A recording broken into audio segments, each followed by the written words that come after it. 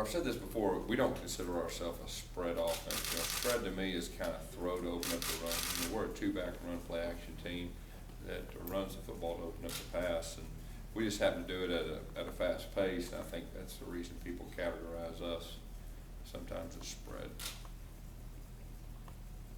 What has the last 48, 72 hours been since you've gotten back and seen the celebration here at the facility, and the past couple of days between practice and what you've seen around town and life? Well, that was a special thing. When we got to the airport, there was a crowd. Then we got back here, there was a huge crowd, and you know, that was a special deal. And Saturday we enjoyed it, and I told our players and coaches, you know, they worked hard, let's enjoy it. But once Sunday got here, you know, that's behind us, and we got to get back to you know, doing what got us here and working hard, taking it one day at a time, one game, one practice at a time. And so we really hadn't got too much into that after Saturday night. You said that you'd leave the rankings up to everybody else to figure out, and the BCS and the AP have you at number 11. At this point, what is your reaction to that? What do you feel like about being ranked the number 11 team? Well, I mean, we're happy that people think that highly of us, but you know, we're on to next week, and that's our only focus.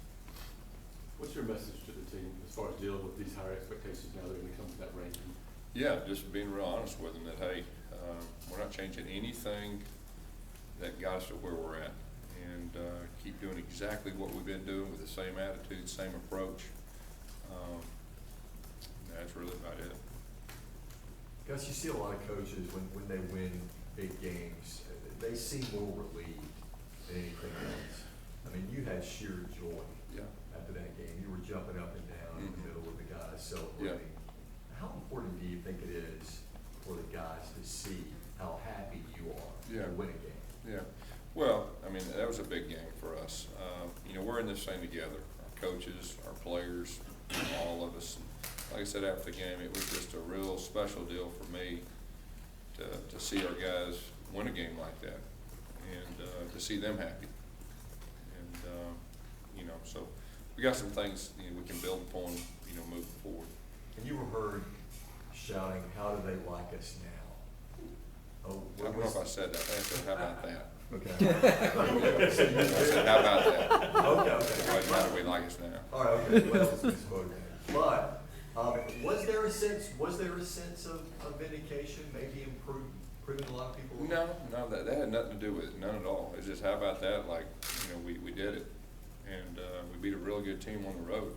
So nothing like that. No, it was more about happiness for our players and how far they've come, and for them to find a way to win on the road, you know, like we did.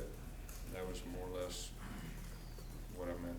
It seems you always have a guy. Anything about the team in that game that you didn't know or you kind of expected? Because a lot of guys were very confident afterwards, saying they knew they could score with them. Yeah, each game we've learned something about our team. We didn't handle ourselves very good against LSU. I mean, everybody saw that.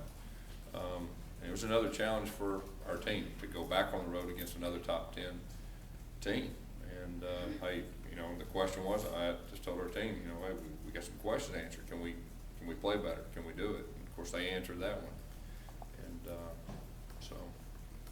Because what was your impression of Manziel sitting up close? He's a real deal. I mean, I hadn't seen very many guys like him. He's special. I mean, he's got that air about him. He's tough. You know, he's one of the better players I've ever seen. Seems you always have a receiver step up for you, be the #1 guy every year. Haven't really seen that this year, but it seems like different guys step up when you need to. Are you okay with that kind of group approach right now? Well, you know, ideally you want to have a guy that's kind of your go-to guy in certain situations, and you know, we're doing it by committee right now, and all the guys we've had have made plays for us. Sammy Coates is starting to get into a little bit more of a role like that, but you know, we're still evolving in our passing game. I think we got a chance to get better, and that's one of the areas we do need to get better on. How much trust that you have in Marcus to throw that pass to him on 3rd down? I mean, I watched that catch a couple times, and it wasn't easy. It wasn't easy. It was a real good catch, and you know, Marcus is a guy that, you know, we don't look at him as a freshman anymore.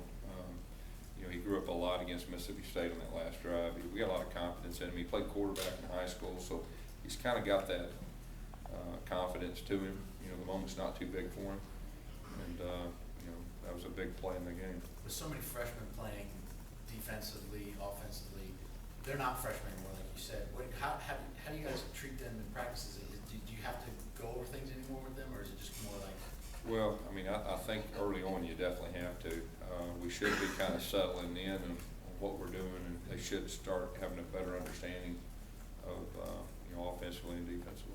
You said earlier in the season, you know when it's starting to click with Nick and things like that. It seems like it's starting to click now with a lot. There is things that he is definitely getting more comfortable with.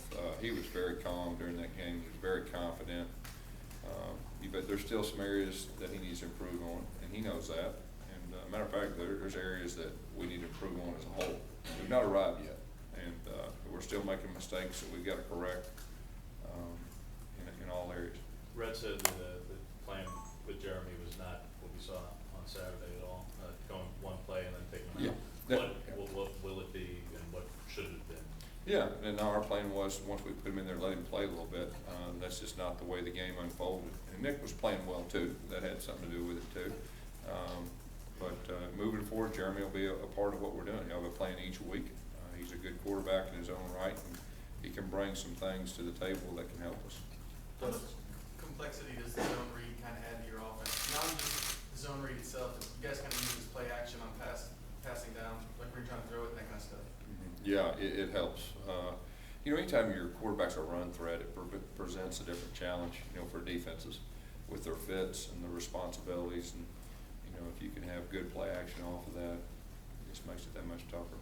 Gus, we've talked about, how fresh the players are in the fourth quarter, especially on defense, but even on offense, it seems kind of. Yeah. There's also, it seems like a mentality change or an attitude adjustment, especially in that fourth quarter where they kind of, they're ready for that moment. So what do you attribute to that?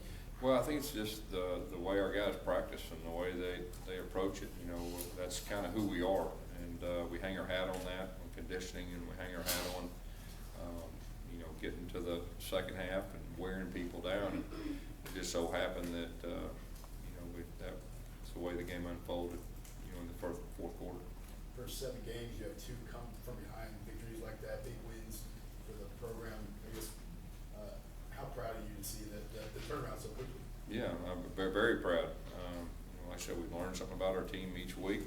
Every time our team's been challenged, they found a way. It's not just been the offense, but it's been the offense one week, defense the next week, special teams. It's been a true team effort.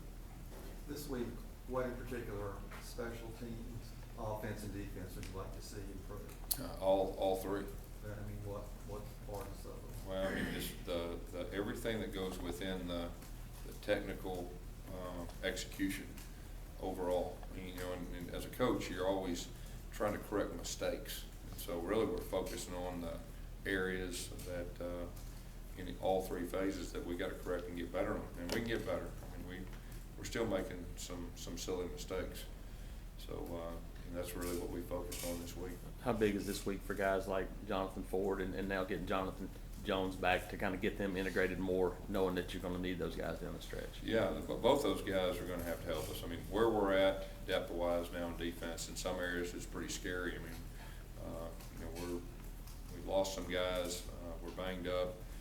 So we'll need those guys, and we'll need the other guys too. We'll need our other guys that haven't played a lot to be ready. On Sunday, D Ford came in here and says, why can't we win it all? Why can't we win out and do some things? Do you guys talk about goals of that stature right now? No. Only thing we've talked about is this week. In Florida Atlantic, we ain't talking about anything else or thinking about anything else. And, we're going to keep the same approach. That's what got us here so far. We've not looked ahead. We've not talked about anybody else. And, we're playing an opponent that's a solid opponent this week. And so, not at all.